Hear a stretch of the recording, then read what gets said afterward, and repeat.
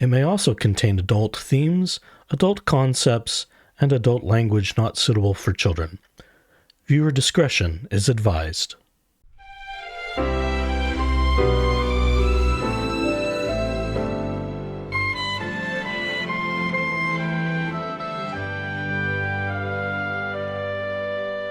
In the city by the bay, where the fog rolls in at night, Laura Owens spun a tale that turned day to bitter fight. Met on an app called The League, oh, the sparks, they seemed to fly. But love turned to a courtroom stage where truth began to cry. She claimed he broke her heart, oh, with a cruel and violent hand. Screamed of bruises, tears, and terror in a story oh so grand. But the texts and emails whisper a different tale they tell of a woman weaving fictions in a self-made private hell. Oh, the restraining order waltz, spinning lies in a legal dance.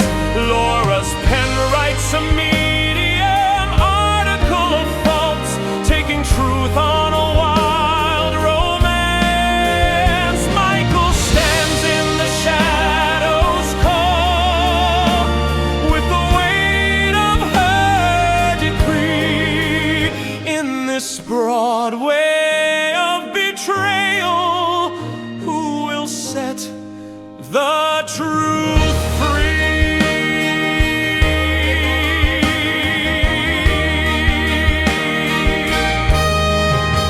January 8th, the street-side scene where tempers flared and roared. Laura's voice a siren scream as obscenities were poured. Michael called the law that night to report her wild display, but Laura flipped the script by morn with a filing the next day. A temporary order granted, buttons the poodle's name in tow. Her family denied protection, but the drama stole the show. Renewed in 2020, set to linger till this year. A shadow on his name and life, a weapon forged in fear. Oh, the restraining order waltz, spinning lies in a legal dance. Laura's pen writes a tale of fault, taking truth on a wild romance. Michael stands in the shadows, call with the weight of her decree. In this Broadway of betrayal, who will set the truth free? She spoke of pain in a TEDx glow, a stranger's note to save her soul. But the timeline cracks, the stories fold. Her claim's a script that's growing old. From Iceland's chill to a courtroom's glare, her words don't match the truth laid bare. A forensic probe, her phone's the key, unraveling lies for all to see.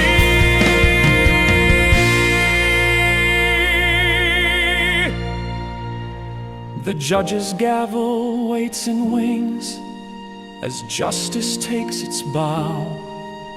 The evidence is piling high, the question's only how. Will Laura's waltz keep spinning on with stories that deceive? Or will the curtain fall at last for those who still believe? Oh, the restraining order waltz, spinning lies in a legal dance. Laura's pen writes a tale of faults, taking truth on a wild romance. Michael stands in the shadows, call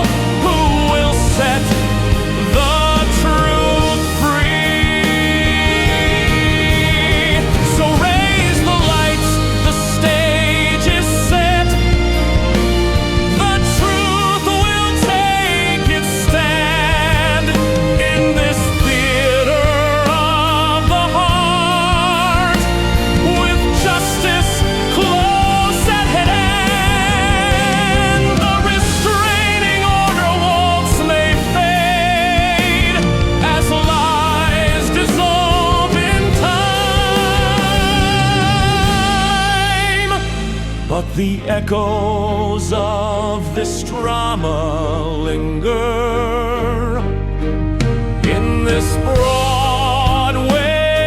state of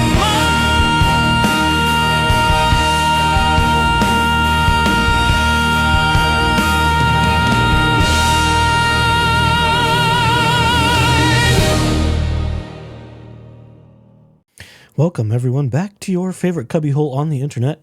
Hope you had a great weekend. We are at the start of week number 1, at least the first full week, here in the month of August, and we're back with more Laura Owens because we can't get enough of it. I'm a one-note wonder when it comes to Laura Owens. What can I say? Some people have called it an obsession. I just call it being thorough, and I'm a completionist, but that's just what happens when we do these sorts of things. When I'm dedicated, I am all in. I'm worth every penny.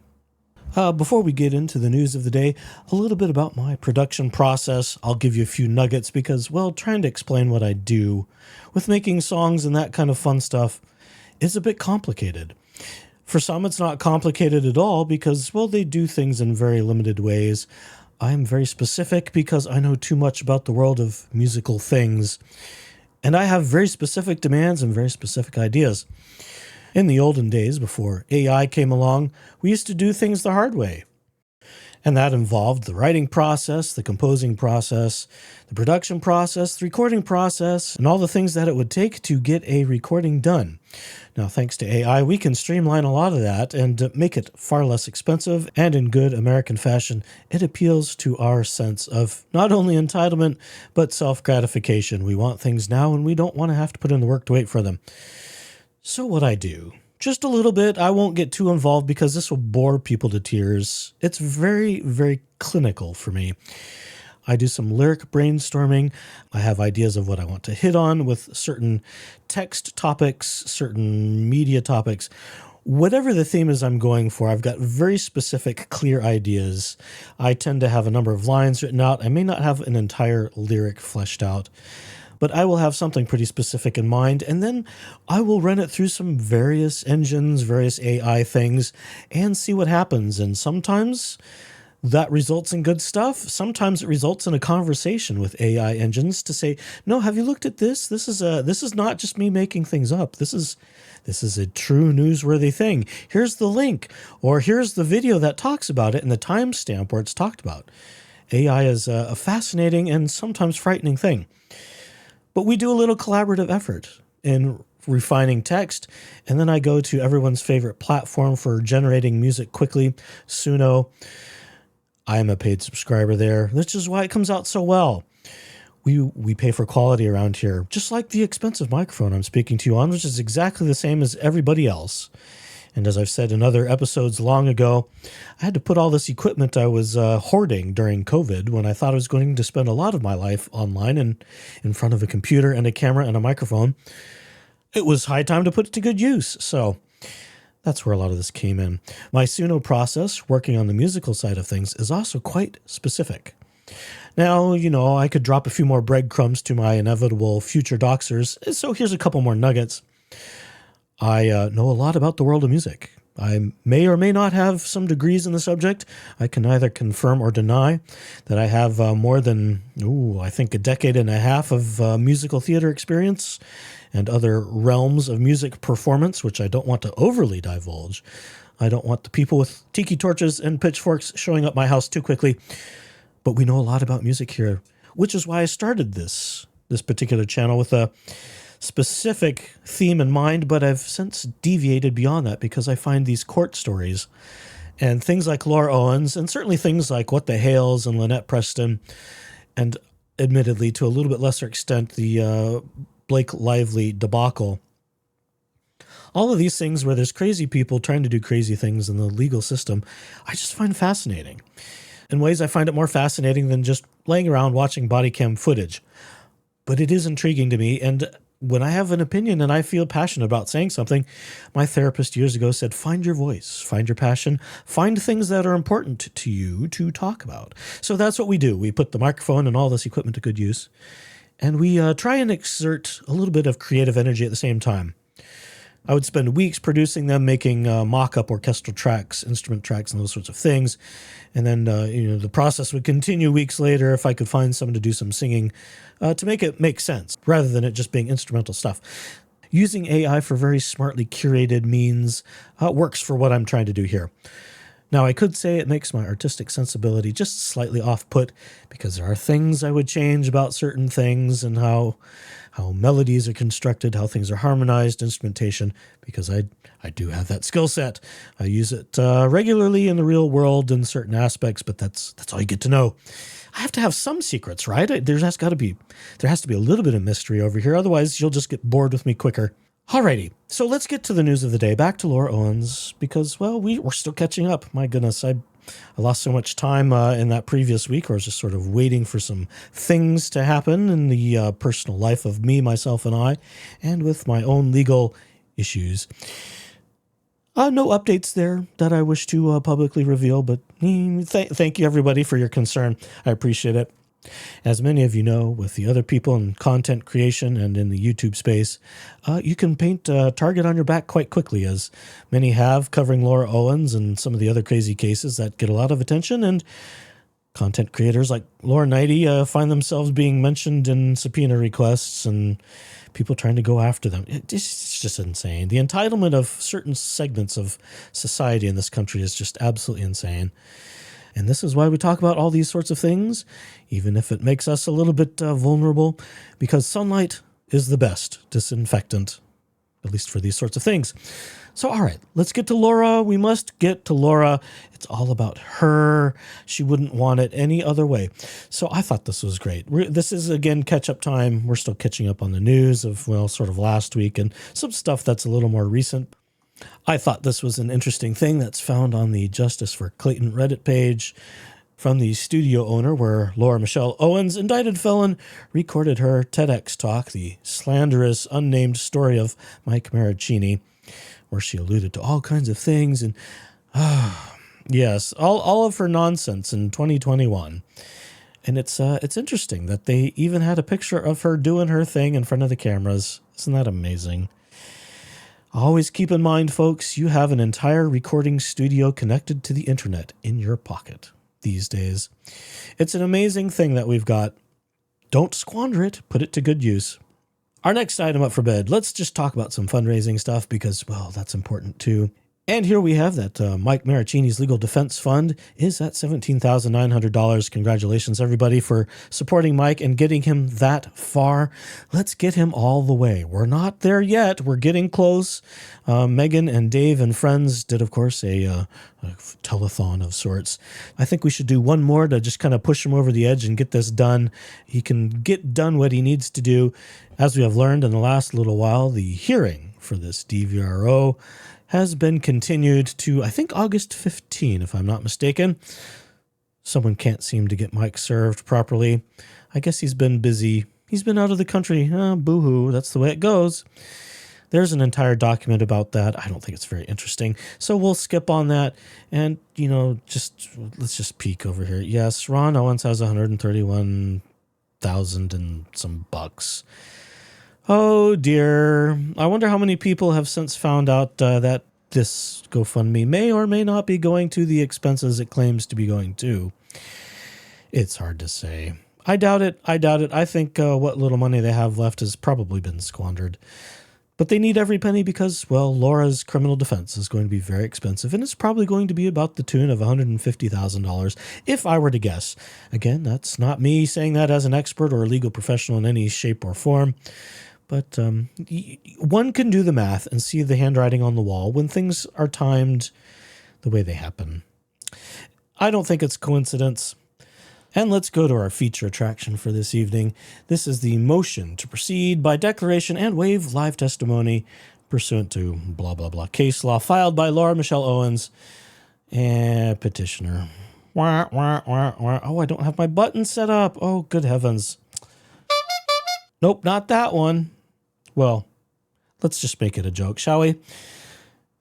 We'll see if any voices come out of this. I can't make any promises. That just sort of happened last time, being David Gingras. I cut out a lot of stuff. yeah, some of it was just not wise to use. So there's quite a bit on the cutting room floor. Perhaps maybe after all of this is over and either people are in prison or damn close to it, some of it I might release. Some of it was some of it was edgy. I'll just put it that way. And we read.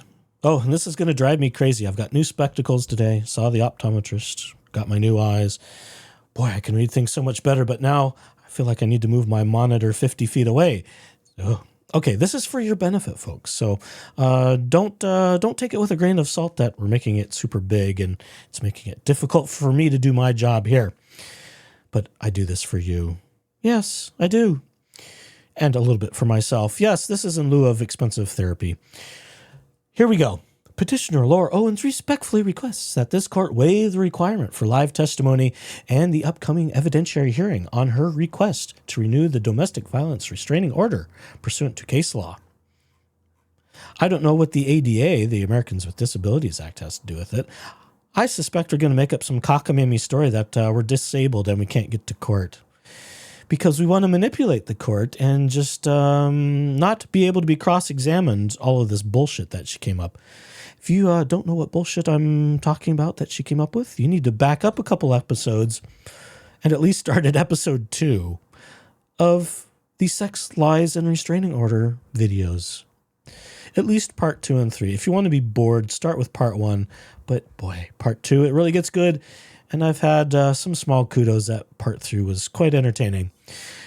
But another service we offer at no extra charge. Petitioner further requests that this motion be sealed pursuant to California rules of court, blah, blah, blah, due to the inclusion of confidential medical information and escalating threats from a harassment group known as Justice for Clayton.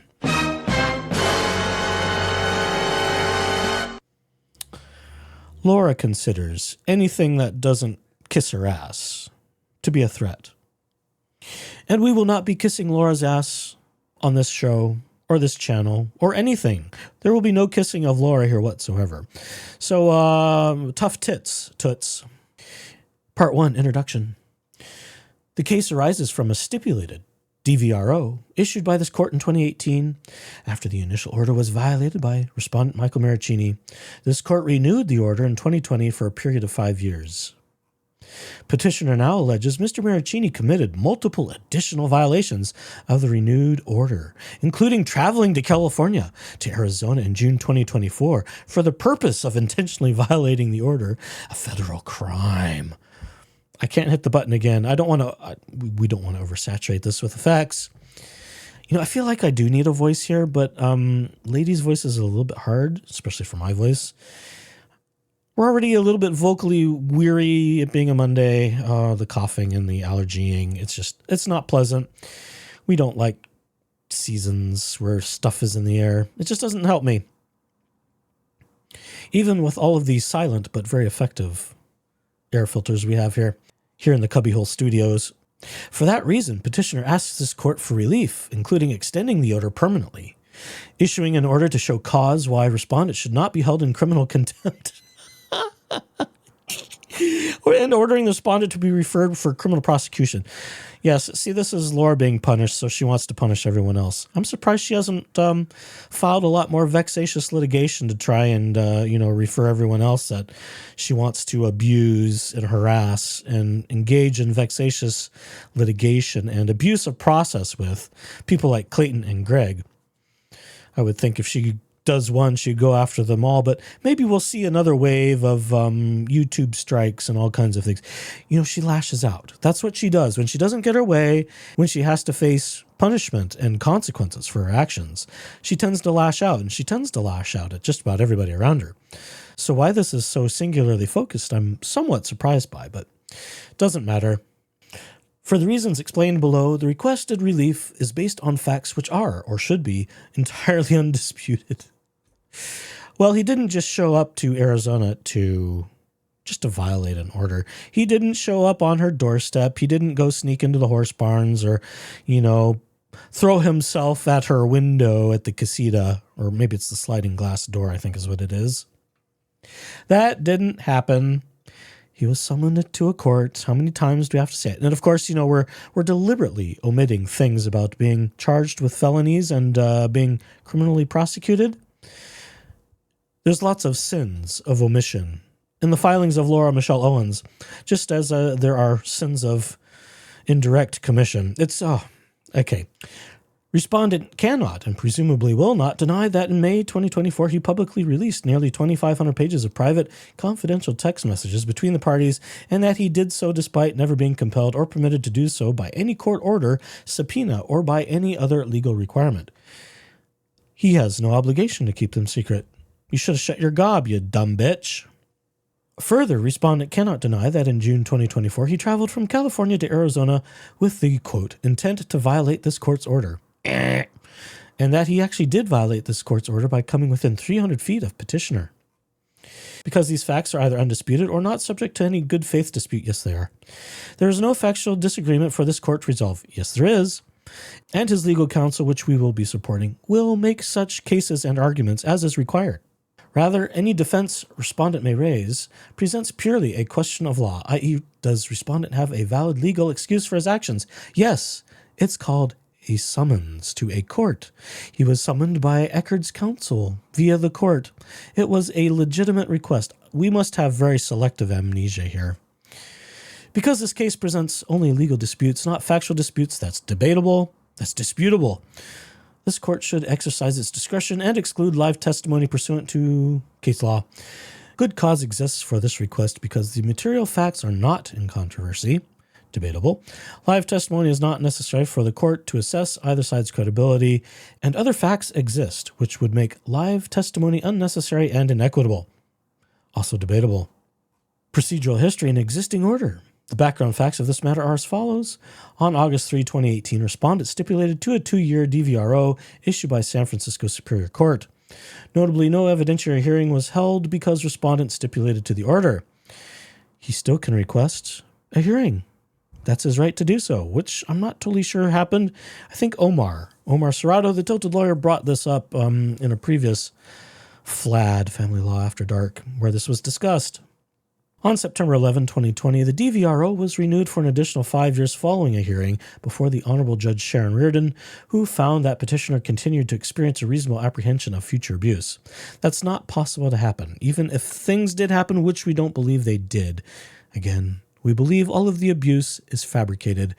We believe that her kinks and her fetishes and other things that she liked in the bedroom, she decided to twist and distort to turn it into an abuse narrative. That is our opinion of things.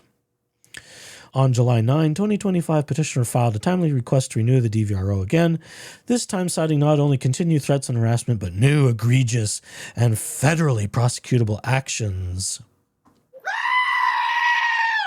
Hopefully, Mr. Goat has awoken you if you're already asleep by this nonsense. 3. Respondents' new violations of the extended DVRO. On July 11, 2025, petitioner filed a request asking this court to renew the DVRO permanently. This request was supported by declarations from petitioner and her Arizona counsel. In other words, Dingus the douche canoe. The fucking douche canoe. Yes, I'll bet he wrote, or co-authored, shall we say, quite a bit of this one. It doesn't have quite the histrionic emotional appeals that Laura would have if she were writing all of it. These declarations explained that in May-June 2024, while this court's order remained in effect, respondent violated the order by traveling to California to Arizona and coming within 300 feet of petitioner in the parking lot of the Maricopa County Superior Court in Phoenix. Petitioner alleges that by engaging in interstate travel with the intent of violating this court's order, respondent committed a federal crime in violation of blah, blah, blah. Not Rule 26? Oh, we're shocked. No, he didn't. And I'm not a lawyer. See, I know that this is how you can tell. This is the litmus test for if it's a Dingus writing or a Laura writing. It's how we use law and just exert things that are not true. And then we try and use, USC as some sort of shield. It's the strangest stuff. And we make rather absolute statements without any factual basis for backing them up. That's how you know it's David. It's not rocket science, but it is how we sort of figure some things out. It's very dry. Sometimes his stuff is more entertaining when he's being a little more inflammatory, but this is him at his boring, and it's really not that interesting. But we're reading it for thoroughness. These declarations further explain that respondent engaged in other independent violations of this court's order by posting threatening messages on social media, by releasing private information concerning respondent and her family, and by engaging in other threatening and harassing conduct, which included publicly releasing 2,500 pages of private text messages exchanged between the parties while they were dating in 2016 and 17, which contained private sexual and medical information. The hell it did. The hell it did. If anything was sexual, it was her sending it, which she then tried to pervert into some sort of weird, kinky abuse narrative. It's gross. It's disgusting. This conduct, which is all undisputed, is per se sufficient to support the relief petitioner seeks. No, it's not.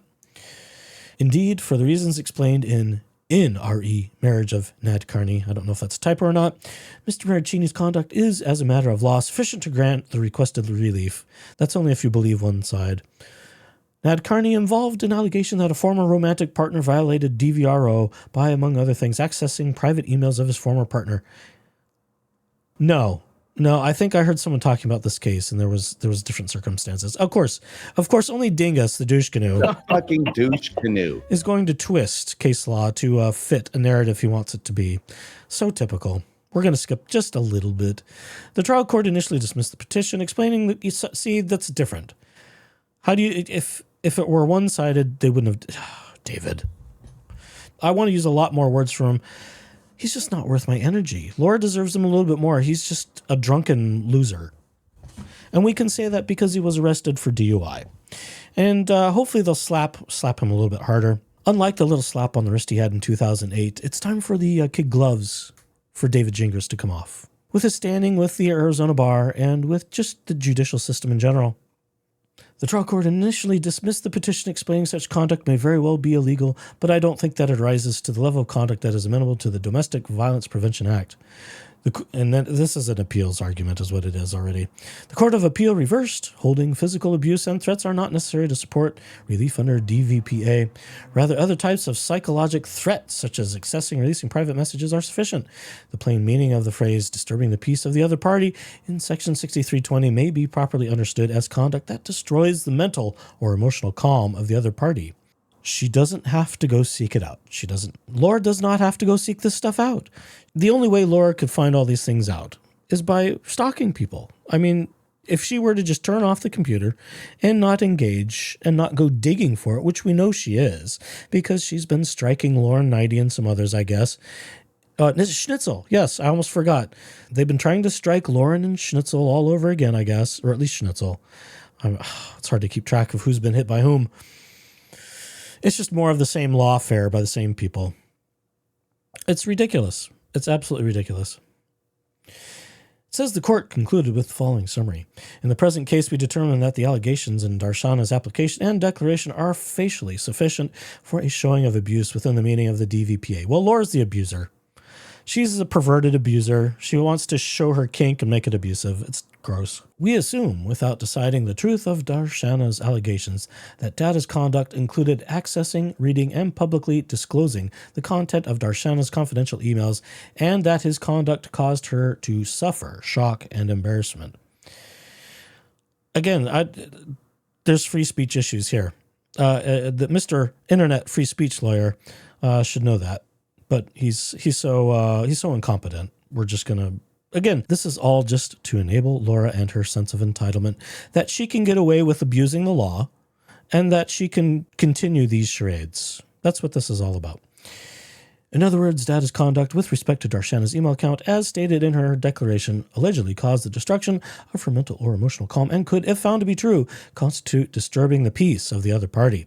Since disturbing the peace of the other party is a form of abuse within the meaning of the DVPA, we find that Darshana's application and supporting declaration are facially sufficient. In conclusion, the Court of Appeals observed that the trial court was not required to allow oral testimony by Darshana's witness because the general rule is that the trial court is empowered to determine motions upon affidavits and has the discretion to refuse oral testimony. For the same reasons described in Nad Carney and California Rule of Court, blah, blah, blah, this court should refuse oral testimony and rule based solely on written submissions, including declarations and affidavits. This rule provides an irrelevant part. And then we have lots of rule something, something, something. In addition to the rules of evidence, a court must consider the following factors in making a good finding of cause to refuse to receive live testimony under Family Code. 2, whether, see, we're also cherry picking some of this as well, eh? Whether material facts are in controversy, whether live testimony is necessary for the court to assess the credibility of the parties or other witnesses, the right of the parties to question anyone submitting reports or other information to the court. 6, other factor that is just and equitable. This is what we're trying to avoid. Laura trying to avoid having her credibility assessed as it comes out that she's facing 7 felony counts for fraud, perjury, and so on and so forth. We're trying to keep a very clear dividing line between cases. And I suspect that once it gets out in this court what Laura is facing, this is going to dissolve into thin air. That's just my hunch. I could be wrong. We'll see. Based on these standards, good cause exists for the court to refuse to receive live testimony for multiple reasons. First, the primary facts supporting relief are or will be undisputed. That's debatable. Again, respondent cannot dispute that here we are. This is a lot of repetition. This is unnecessary repetition, in my opinion. So let's skip through some of this. Legal defense for conduct, live testimony is unnecessary. Laura just wants to avoid being cross-examined and being made a fool of because she's a lying bitch. Second, respondent has openly admitted that he did not travel to Arizona for any legitimate lawful purpose. That's bullshit. Indeed, just days after he violated this court's order by traveling to Arizona, Mr. Marriccini appeared in a 2.5 interview in which he admitted he knew he was not traveling for the purpose of testifying in court. That's bullshit. He was subpoenaed. He was a subpoenaed witness. He figured he wasn't going to testify just because of time. That was quite evident with only a 2-hour hearing. This is intentionally misstating the facts, and it's also misrepresenting what occurred. This should be sanctionable. David Gingras and Laura Owens should be sanctioned for this bullshit. Her attorney definitely thought I was going to be testifying, end quote. Oh, look, it's a very grainy, low-quality resolution image of Dave and Megan and Mike. Aren't they cute? Go back and watch the episode with Dave and Megan and Mike. It's it was great. It was one of my favorite interviews that certainly Megan has had, I think, in regards to this case. Respondent's disregard for this court's DVRO did not end there. In that same June 19, 2024 interview with content creator Megan Fox, Mr. Marriccini escalated his retaliation by publicly defaming by publicly defaming petitioner, misrepresenting the facts of the DVRO, and disclosing protected private health information. Like what? Among other things, inter alia, Mr. Marriccini stated, it's stipulated DVRO, completely fabricated, which we believe it is. And for someone facing 7 felony counts, it's very plausible. None of what she said actually happened. It's all fiction. That's not defamation. He's allowed to his opinion of whether things are accurate or not. There were times where I was definitely frustrated, but I was never emotionally abusive or physically abusive. So we're going to take a lot of things stated in that interview out of context and with misrepresentations to the court. It's absolutely disgusting and despicable. The sanctions should be heavy for both of them. These statements are not mere opinion. They are yes, they are. Yes, they fucking are. They are deliberate denials of judicially established findings. No. They did not find that there was abuse. They granted a restraining order, and those things are passed around like Halloween candy. There was no declarations that he did in fact abuse her. There was no, absolutely not. San Francisco Superior Court issued the DVRO after reviewing sworn evidence, blah, blah, blah, for a declaration from Karen Ilmberger. I wonder if anyone has ever reached out to this Karen and tried to get a statement or interview from her. That would be very interesting. Very, very interesting. I wonder if that phone call would end up being routed to Laura Michelle Owens' phone. I just wonder. I don't know that. It's speculation. A neutral third party. Yeah, I'm sure. At no point has Karen Ilmberger ever been cross-examined. I don't even think she was... Yeah, as memory serves, she wasn't even called as a witness. But we're trying to rely on an affidavit from said person. There are so many holes in the napkin story that we have to think. We have no recourse to believe that it actually happened, and that Laura found someone's name to co-opt, just as she's done with Chase J. Jones and who was it? Was it the Chang? Oh, there were some Asian names that were co-opted by Laura, and tag, of course. I'm sure I'm forgetting some. We seem to try and manufacture all kinds of people to defend ourselves. You know, we can never present these people in court in real life, but they always seem to exist on a piece of paper, just like all of Laura Michelle Owens' other fictions. We don't care about the plane ride. That's just, I think that can be disputed. I remember that Mr. Marriccini was emotionally and verbally abusing Miss Owens for a long time. He was so menacing that I felt her life was at stake were she to stay with him. Yeah, sure. Put that Karen woman on the witness stand and let's really see what happens, if she exists, which I doubt. And that's another reason. That's another reason to avoid live testimony, is to avoid the need for actual witnesses beyond the respondent and the petitioner. It makes me think even more. Well, I've already known this. I mean, this is me trying to just pad things. This is all made up. This is all a fabricated story, and Laura's just trying to abuse. Laura is a serial fraud, a serial con, a serial pregnancy faker, a serial relationship extorter. She's just a general serial fraud and liar. That's my opinion. I'm allowed to have it. Furthermore, during the same interview, respondent publicly disclosed petitioner's sensitive mental health information. She was threatening to harm herself. That's what we were dealing with. Timestamp. Well, this is not private information. It's even on body cam footage, which is publicly available, where Laura uses claims of self-harm to get attention, to add a certain urgency, and again, to leverage an emotional appeal with the people she is trying to persuade to her side to believe her. It's all part of her game. This disclosure, made without petitioner's consent outside of any legal proceeding, constitutes retaliatory psychological abuse. No, it doesn't. A prohibited form of conduct under California Family Code. This disclosure, made without petitioner's consent and outside of any legal proceeding, constitutes retaliatory psychological abuse, a prohibited form of conduct under California Family Code, which defines abuse to include harassing, disturbing the peace of the other party, and releasing confidential information without consent. That's bullshit. He's allowed to explain and share his opinions and his views of his side of the relationship and of what occurred. That's a First Amendment thing. There's a lot of First Amendment issues trying to be waged here. They want to compel speech. They want to control Mike. Laura wants to control Mike and everything he says and does, especially if it involves her name. That's not the way it works. He's not compelled. At least I don't think he can be. Respondent's 2.5-hour YouTube interview in which he denied court-validated findings, disclosed petitioner's mental health history. No, that's not a history.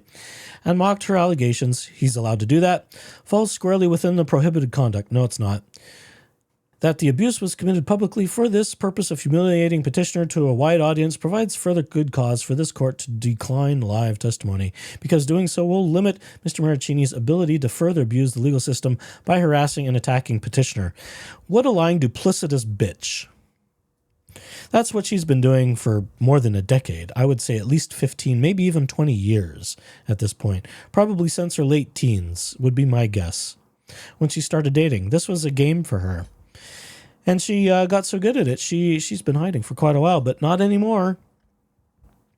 A third and final reason exists for this court to refuse live testimony, because respondent is an active member in a cult-like organization called Justice for Clayton, or JFC, which has been ruthlessly harassing and attacking petitioner, her family, and her attorney for over 2 years. Well, you better count me in that too, although I don't consider myself specifically Justice for Clayton. Justice for Clayton, Mike and Greg, and other men she's misled, and other people she's attacked, and absolutely everybody else. And if eventually that stupidly includes me, then we'll fight back too. So you've been warned. Following the filing of petitioner's paternity case against former Bachelor star Clayton Echard in 2023, Justice for Clayton emerged as a group devoted to retaliating against petitioner and doing everything possible to destroy her. Well, that's not true. Don't you hate it when the facts are against you? And all the facts are against Laura, and all the facts are against David the Drunken Douche Canoe. That we might have to make that a new thing. David the Drunken Douche Canoe?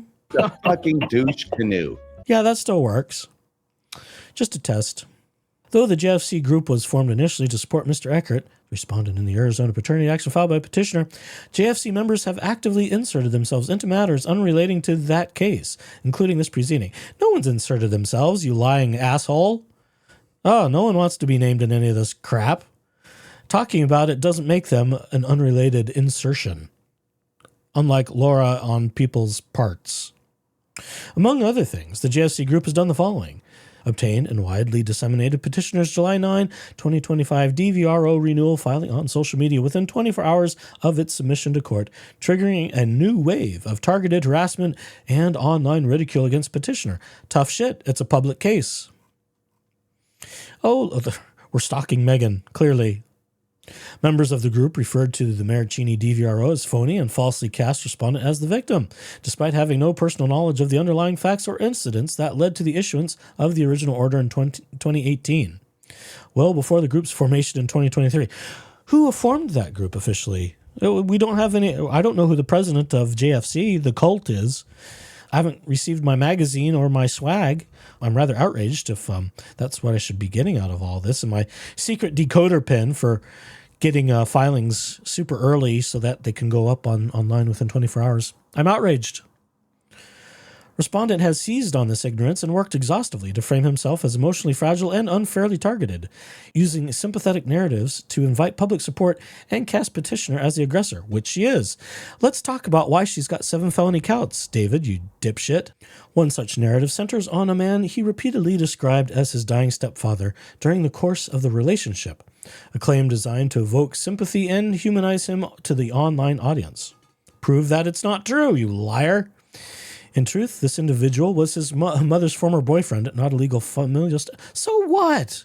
Who cares if it was formalized with marriage or not? That doesn't matter. If Mike recognizes the guy as the functional equivalent of his stepfather, there's nothing you can do about that. There's no way to just sort of... This is slanderous. This is slander and defamation, and they should be sanctioned. David and Laura need to be sanctioned for this misrepresentative stuff. This is just outrageous. But this is what we do. We know this. This is par for the course. And even respondent once acknowledged the relationship's hollowness, writing that, I'm all right. The funeral was yesterday and my mom was never mentioned once, so I feel bad for her. So what? Oh, yeah, so it's okay for them to post texts and emails, but he can't do it. What a bunch of bullshit. Okay, moving along. This selective and misleading framing is emblematic of respondent's broader strategy of narrative manipulation. Well, just like Laura wants to do herself, presenting himself as a wounded party to distract from a judicial record that does not support that claim. Mike is not the one facing 7 felonies. The Justice for Clayton group has seized upon these distortions, amplifying them as fact and using them as justification to vilify and harass petitioner across multiple platforms. Boo-hoo. It's none of those things. Just because you don't like the facts does not make them distortions. Organized in-person attendance at petitioner's Arizona court hearing in June 2024, where more than 50 members showed up and have already begun organizing in-person support for respondent at the August 1, 2025 hearing in San Francisco. JFC operates a network of social media and internet resources devoted solely to attacking and harassing petitioner. These pages include a primary Instagram account located at Justice for Clayton Official, a Twitter account located at Clayton's Justice, and various websites including Victims of Laura Owens and the Reddit Justice for Clayton. I'll bet very few of those have a lot of crossing members, but if they do, good for them. Why is it relevant? Doesn't matter. People are entitled. Free speech. Shortly after the renewal petition was filed in this matter, JFC's primary Instagram account began posting solicitations for coverage of this matter by local San Francisco news media, as well as inviting members of the general public to attend. These posts falsely state that this court is allowing media outlets to broadcast and photograph the hearing. At the time, that wasn't entirely accurate, but boo-hoo, media can motion and file to the court for covering these things. The court, of course, can deny these things, which I think is sort of what happened in this case. It is a little bit more private than what happened with the other one, but that's the way it goes. You either get the court's blessing to cover these things and have media cover it, or they can just say no. That is not a crime, however. That's up to the court.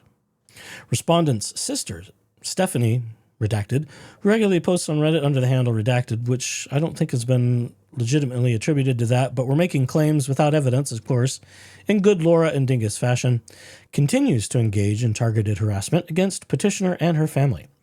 Following respondent's June 2024 interview with content creator Megan Fox, Miss Redacted publicly applauded her brother, writing, "I'm so grateful that your demeanor, truth, authenticity, and kindness are finally seen and you're no longer silenced by manipulation and fear."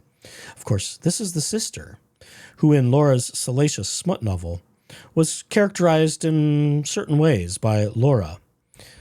It was rather tasteless. This is the same sister, I believe. This was more than one swipe at petitioner. It was a brazen misrepresentation of legal reality. Not true. Neither the San Francisco court nor any other court modified the standing DVRO to permit respondent to speak freely about the protected party. Well, I don't believe there were many restrictions. He's not to contact her, but I don't think there were restrictions to, you can never speak the name of Voldemort ever again. I don't think that's how that was written. I'd have to go back and double check, but I'm suspicious of that claim. Yet both respondent and his sister acted as though the order had been lifted, weaponizing that false narrative to cast petitioner as a manipulative oppressor and respondent as a silenced truth-teller. Well, that's how we believe it happened, and so far the evidence is on our side. This deliberate distortion not only undermines the authority of the court, but emboldens further harassment by suggesting that court-ordered protections no longer carry weight. Most recently, in June 2025, Ms. Blank commented on a Reddit thread discussing a credit card lawsuit filed by JP Morgan Chase against petitioner's elderly parents, who have been struggling financially. Yeah, because their daughter keeps running up their bills. Laura's running her parents into the poorhouse with all of this nonsense. Well, and it serves them right. They've been enabling it. Petitioner's father, who is 79 years old, has lived with Parkinson's disease for 24 years and has survived 4 separate battles with cancer. Despite this, Ms. Blank publicly mocked the situation, writing, "JP Morgan, you rock. Get this pathetic criminal family to pay their bills, and it's getting real for those tools." Reflecting a level of cruelty that further underscores the vindictive and harmful nature of the harassment-tied respondent support network. People are allowed to make opinions. Tough shit. Just because people will make opinions online in a very public forum who say unflattering and unkind things about your client doesn't make them part of a conspiracy. People are allowed to have negative opinions. These cumulative actions, coordinated online attacks, public dissemination of confidential filings. No, public filings are public filings. That doesn't make them confidential. Personal humiliation of petitioner and her family, and planned in-person confrontations. What confrontations? People are allowed to show up to public hearings. That's a matter of law. That's protected. That's a protected part of law. Create a real and immediate risk of re-traumatization and psychological harm should petitioner be required to testify live. Yeah, because she got raked over the coals by Deandra and fell apart that Mr. Baseball Signs trying to coach his client had to call a timeout recess because she was absolutely falling apart with all of her lies.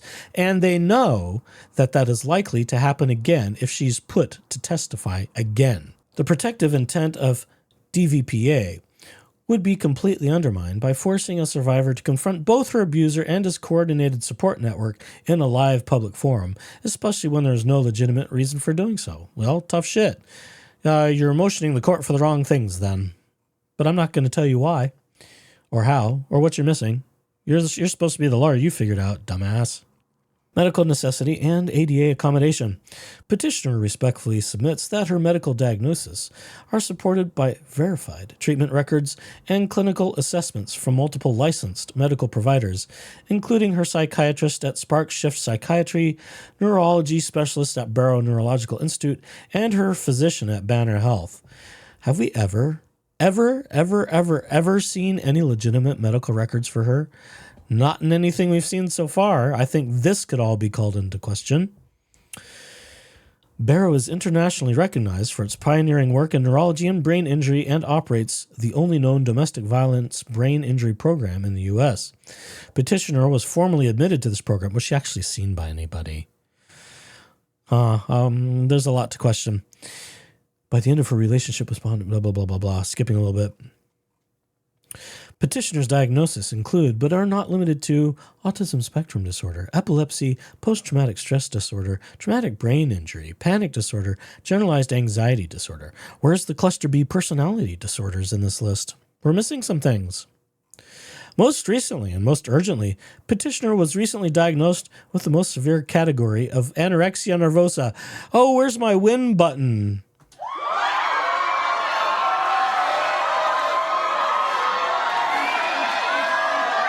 That's enough wooing. I called it. I will just give myself a point for that. Binge eating, purging type. The most critical classification under the current diagnostic framework. I would actually like to see that diagnosis on an actual piece of paper from an actual doctor and one who's brought in to testify that they did, in fact, write such a diagnosis. Someone likes to self-diagnose a lot and then go medical forum shopping illegally to try and bolster what we've self-diagnosed and self-reported. That should also be sanctionable behavior. As of July 17, 2025, she weighs 83.3 pounds. Oh my God. Yeah, that's a problem. She's underweight severely, placing her in a state of severe malnourishment and physical risk. This condition is the most life-threatening of any psychiatric condition. It carries heightened susceptibility to cardiac arrhythmia, hypotension, loss of consciousness, organ failure, and significant cognitive impairment. Well, that's an understatement, especially under conditions of emotional duress. Exactly the conditions she would be subjected to in a live courtroom hearing, particularly one involving her abuser and a gallery of observers affiliated with a coordinated? Oh God, I wish we were that coordinated. I would think if there was such coordination, this would have been over a long time ago. Coordinated online harassment group is how the sentence finishes. Petitioner has been the repeated target of vicious public ridicule, boo-hoo, and body shaming by the online harassment group known as Justice for Clayton, which has openly aligned itself with respondent and amplified his narrative through coordinated defamation, false, targeted memes, boo-hoo, and monetized outrage. Well, people are allowed to monetize their content. Tough shit. Members of this group have referred to Petitioner as a horse-faced anorexic, mocked her weight and medical diagnosis, and disseminated dehumanizing content across Discord, YouTube, and Reddit. A widely circulated meme dated June 14, 2025 exemplifies the kind of viral cruelty Petitioner routinely endures. Turn off the internet. Turn off the internet. That's the solution to this. You don't have to go seek it out. Among the many JFC affiliates, there's affiliates? Ooh, how do I sign up for that program? Can we get syndication too? I would love that. Content creator Lauren Knighty warrants particular attention. Oh, love you, Lauren. You're getting particular attention. Not because she is the most popular or lucrative. How would they know if she's lucrative? But because she is the only individual who formally petitioned this court for direct media access to the August 1, 2025 evidentiary hearing. She's entitled to do that just as any other media. Despite lacking any professional journalistic credentials or affiliation, which is not required under the Constitution, Ms. Knighty submitted a formal media request to permit coverage, which was denied by the Honorable Judge Carolyn Gold on July 11, 2025. Oh well, it was worth a shot. Within 24 hours of that denial, Ms. Knighty retaliated by releasing a monetized YouTube video titled "Con Artist Laura Owens Crashes Out and Wants Her Victim Prosecuted," in which she falsely claimed that the original restraining order was based on completely fabricated information and referred to respondent, who's been subject to a valid DVRO since 2018, as one of petitioner's victims. On July 16, 2025, she escalated her campaign with another video entitled "Help Mike Marriccini Fight His Abuser in Court," in which she again labeled petitioner as the abuser and openly encouraged her audience to donate to respondents' GoFundMe Legal Defense Fund. As we are doing here, I should label something similar for this video. Hi, Lauren. I wish they got you in high def. They can't seem to do quality images here. Although Ms. Knighty is not the most widely followed or monetized figure profiting from this case, she is part of a much broader online ecosystem of content creators who have built a cottage industry around harassing, misrepresenting, and dehumanizing petitioner for profit. Most of those things are false and misrepresented, and David and Laura should be sanctioned for these falsities. Collectively, these individuals have released thousands of monetized videos since 2023, mocking petitioners' medical conditions, sharing private details of her legal proceedings, and promoting false narratives designed to incite hatred. Ms. Knighty alone has posted over 150 such videos since May 2024. I'm behind. I need to catch up. It's not false when you have the receipts. It's just that simple. And nothing posted in the filings. Filings are a matter of public record. They are not private. You should go about it other ways if you don't want it out. I'm not going to tell you how. You're the lawyer. Requiring petitioner to testify in person would only amplify the potential for further exploitation, screen captures, and viral mockery, serving no probative legal function, but inflicting profound emotional and medical harm. Petitioner's physical health is fragile, her psychiatric condition acute, and the courtroom environment, particularly one populated by observers affiliated with an online harassment campaign, poses an undeniable threat to her safety and well-being. By contrast, written testimony would provide the court with the same factual record without endangering petitioner or enabling further abuse, but it would prevent the ability to effectually cross-examine and call other witnesses as the case may require. Petitioner anticipates that respondent may attempt to discredit her medical records by questioning their authenticity. I wonder why, since someone has a history of fabricating medical records. Fraudulently and falsifying medical records. That sounds like a case that someone's being tried for 7 felonies on. I wonder who that is, Laura Owens. However, any such claim would be entirely speculative and unsupported by evidence. Well, that's false. That's why someone's facing felony charges. Petitioner is fully prepared to authorize HIPAA-compliant releases and welcomes any lawful effort by respondent to verify the documentation directly with her licensed medical providers. Are we going to release a patient portal password again, just like before, or maybe a link to someone's Dropbox account? Are we trying the same tactics over and over again?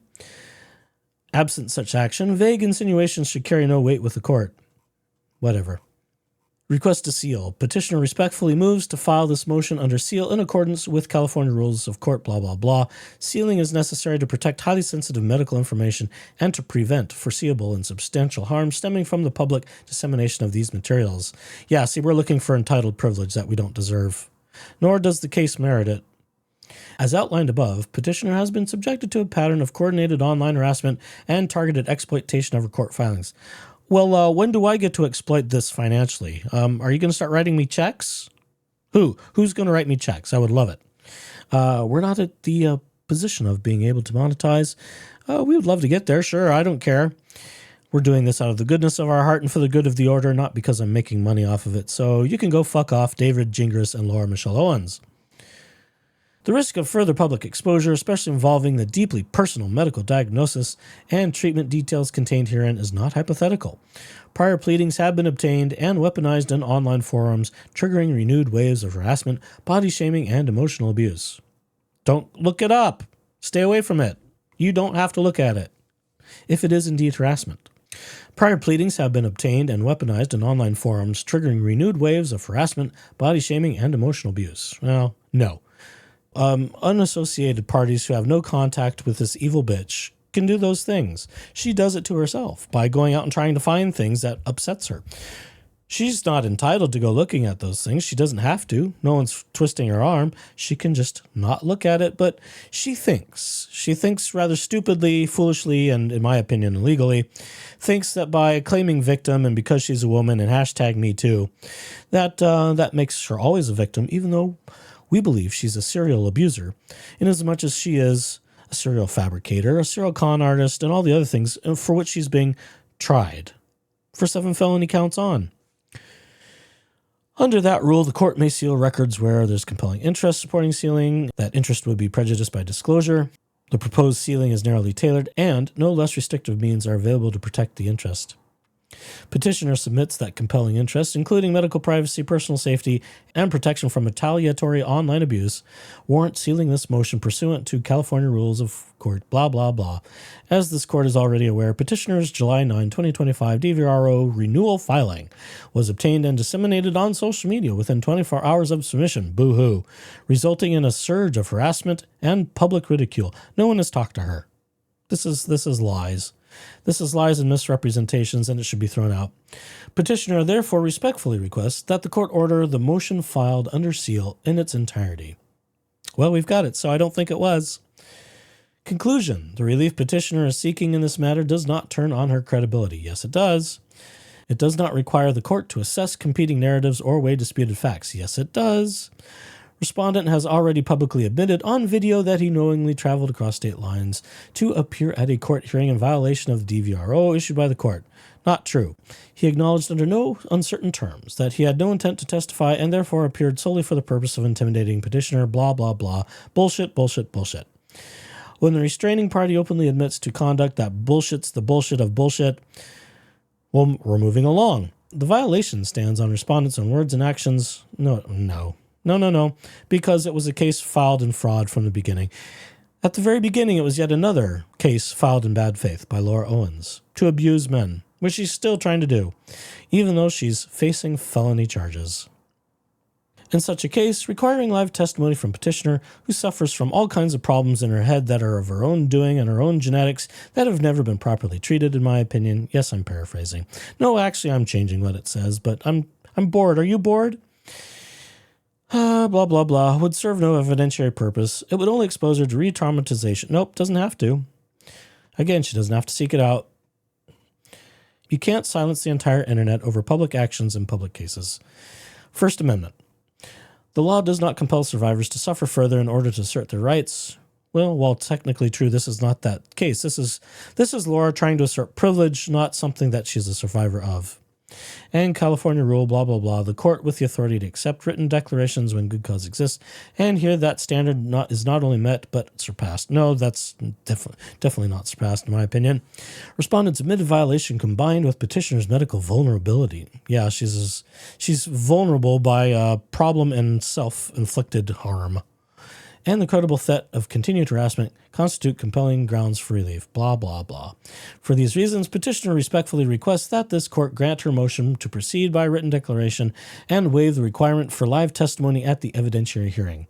Respectfully submitted July 21, 2025, and signed by none other than indicted felon and con artist Laura Michelle Owens herself. All right, so that's enough of this nonsense for this evening. I'm going to play you out with something new. Yes, we have been creative. We have been quite creative. And here's yet another something new and fresh to go along with our collection of Laura Owens musical jukebox. If you've made it this far, you will also note, everybody, that we've added some things to the playlist. We've got separate playlists. So those of you who want to continually watch Dingus the Douche Canoe, The fucking douche canoe. get bitch slapped by Reality Steve and Rachel Juarez, you can watch that to your heart's content and loop it all day long if you so wish. It's its own little thing in the video clips of crowd favorites.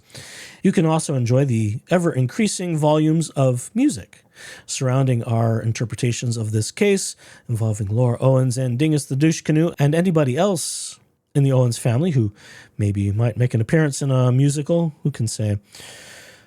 Megan Fox inspired me. She wrote all of her little things. I'm like, oh, golly, this could be fun. What else can we get out of this? We've got more people we can write songs for and about. So that's what we've been doing, including that rather rousing anthem for all of the Justice team. Yes, that's as organized as we are. Someone wrote a song about rising for justice.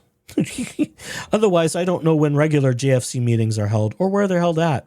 Maybe they're Zoom. I don't know. Doesn't matter. All right, peoples, that's enough for this evening. Time to give the voice a break and get some other musical production stuff done. We've got lots to do, as well as editing this thing. So until next time.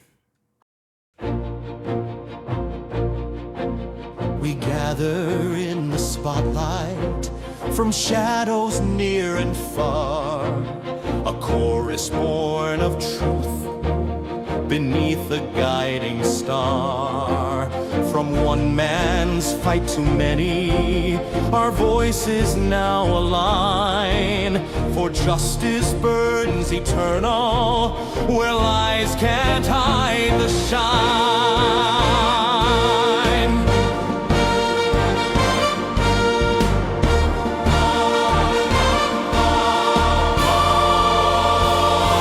Clayton stood against the storm, a lie that broke the dawn, a claim of twins, a twisted tale, but truth came marching on. We saw the web she wove, the story spun to bind. Laura schemes, her shadow's dreams unravel in our mind. Raise the cry for justice, let the truth ignite the flame. From Clayton to the others, we'll call her lies by name. No more will shadow silence, no more will falsehoods reign. Together we stand stronger in the justice cries refrain.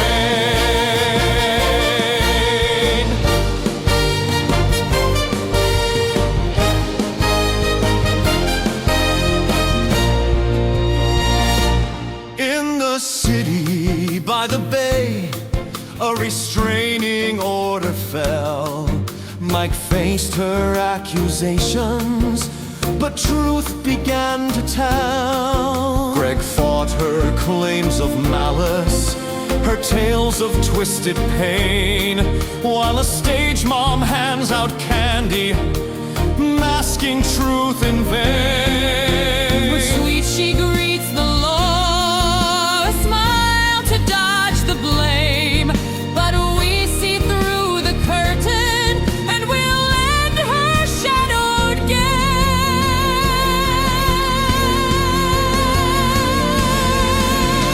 Raise the cry for justice, let the truth ignite the flame. From Clayton to the others, we'll call her lies by name. No more will shadow silence, no more will falsehoods reign. Together we stand stronger in the justice cries refrain.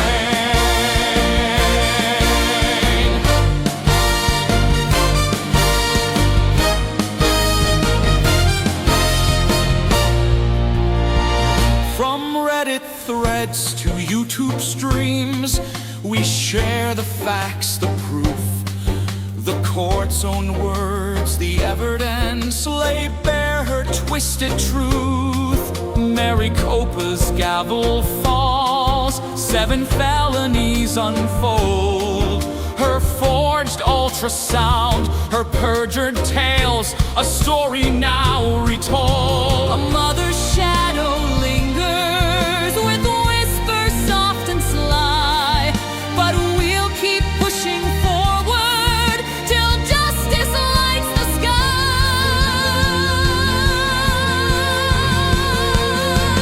From years long past, a pattern grows. Her lies from 14 sting. Matt faced her false paternity, her chaos took to wing. No more will victims falter, no more will fear abide. The justice crew is rising with truth our only guide. For every heart she's broken, For every life she's torn, we'll sing for all her victims till justice is reborn.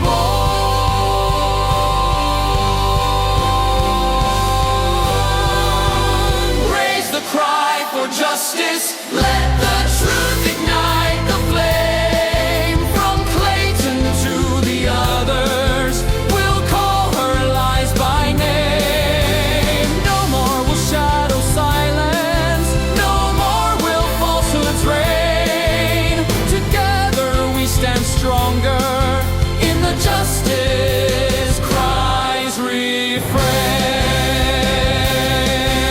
The stage is set, the curtain lifts, our voices won't be stilled.